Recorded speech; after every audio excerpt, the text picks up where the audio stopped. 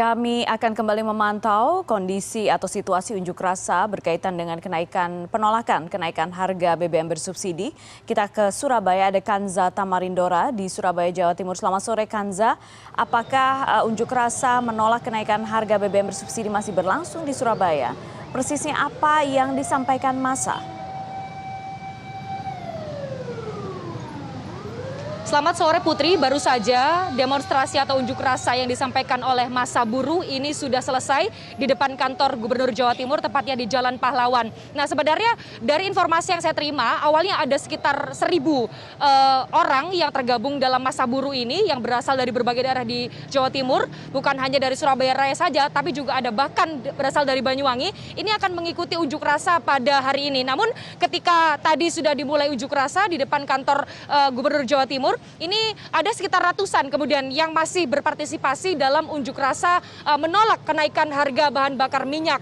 Nah, ada beberapa tuntutan yang disampaikan oleh massa buruh ini Putri, bukan hanya menyoal penolakan terhadap kenaikan harga bahan bakar minyak, tapi mereka juga menuntut mengenai kenaikan upah minimum kabupaten. Pasalnya ada beberapa kabupaten kota di Provinsi Jawa Timur yang tidak mengalami peningkatan untuk upah minimum kabupaten kota. Di antaranya adalah untuk Kabupaten Malang, kemudian Kabupaten Jombang, Kabupaten Probolinggo, Kabupaten Jember, dan Kabupaten Pacitan. Nah, bisa dibayangkan bahwa jika kemudian terjadi kenaikan harga bahan bakar minyak, sedangkan ada beberapa kabupaten kota yang tidak mengalami peningkatan upah minimum kabupaten kota, maka tentu itu akan menyulitkan daya beli para buruh. Dan tadi massa buruh menyatakan diperkirakan untuk daya beli akibat kenaikan harga BBM ini mengalami penurunan hingga 50%. Dan tadi juga perwakilan dari massa buruh menunjukkan kepada saya perhitungan bahwa jika kemudian UMK yang tidak naik kemudian disesuaikan dengan inflasi yang terus mengalami peningkatan, ini tentu akan mengalami nilai tekor atau ada selisih upah antara upah minimum kabupaten kota yang tidak naik kemudian disesuaikan dengan nilai inflasi atau angka inflasi yang kemudian terus naik. Nah, untuk mengetahui bagaimana kemudian perhitungan selisih upah minimum kabupaten juga dengan disesuaikan dengan angka inflasi yang kemudian terus naik seiring dengan harga kenaikan harga BBM, saya sudah bersama dengan Ardian Savendra yang merupakan Wakil Ketua DPW FSPMI Jatim. Mas Ardian, perhitungannya seperti apa? Bisa dibagikan kepada kami menyoal selisih upah yang tidak naik disesuaikan dengan hasil atau angka inflasi yang terus naik. Ya, terima kasih. Jadi hari ini kita melakukan aksi secara nasional untuk menolak kenaikan BBM ini. Kami bersama Partai Buruh hadir, bersama FSPMI dan KSPI hadir di sini. Jadi kita bisa melihat yang tidak sampaikan tadi, efek BBM ini akan berlangsung lama sekali.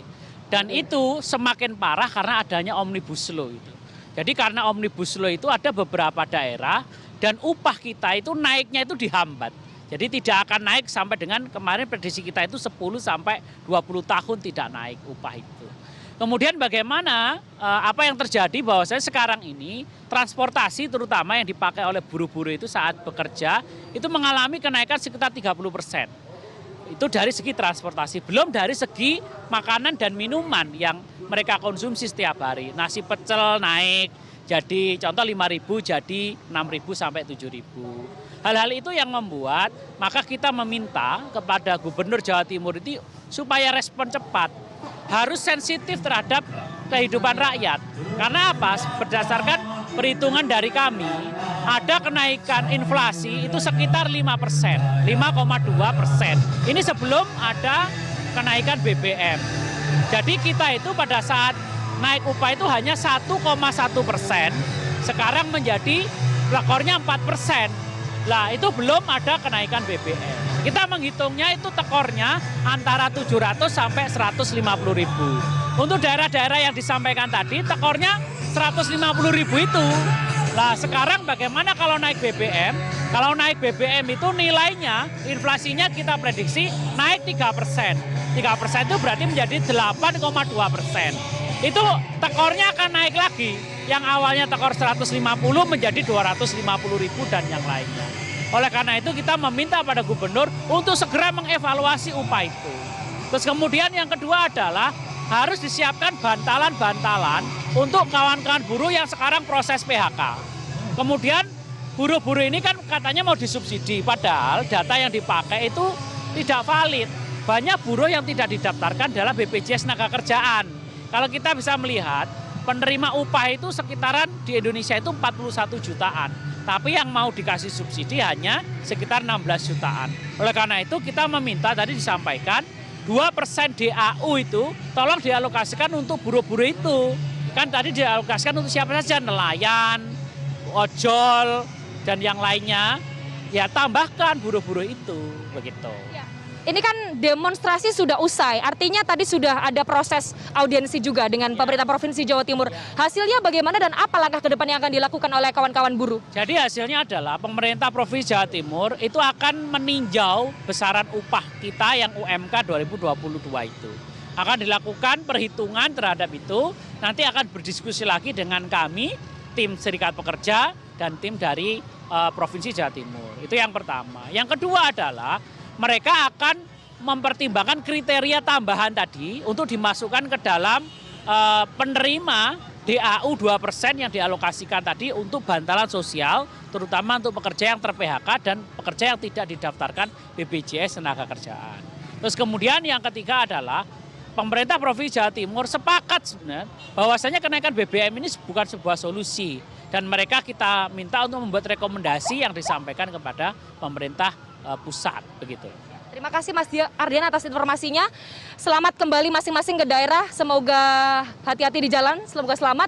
Dan Putri, tadi disampaikan sebenarnya ada persoalan lain yang kemudian berdampak juga terhadap kenaikan harga bahan bakar minyak. Ada beberapa harga kebutuhan pokok di pasar di Kota Surabaya yang dipantau ini sudah mulai mengalami kenaikan seperti cabai, kemudian bawang putih ini sudah mulai naik, kemudian juga bawang merah, dan ada juga sebenarnya sektor transportasi ini yang kemudian dipakai sehari-hari juga oleh para teman-teman buruh untuk bekerja. Misalnya naik mulai angka Rp2.000 untuk angkutan, kemudian juga untuk bus yang digunakan sebagai transportasi sehari-hari mereka untuk menuju perusahaan atau pabrik mereka masing-masing. Dan tadi audiensi sudah selesai dilakukan, Kepala Dinas Tenaga Kerja dan Transmigrasi Himawan S. Tubagio juga sudah menyampaikan beberapa hasil audiensinya, diantaranya nanti akan mempertimbangkan perhitungannya, dan jika nanti ke depan tidak ada solusi dari pemerintah Provinsi Jawa Timur, kemungkinan masa buruh akan kembali menggelar demonstrasi. Dan kini mereka sudah kembali ke daerah masing-masing, dan saya lihat di sini jalanan juga sudah mulai dibuka dan sudah mulai longgar,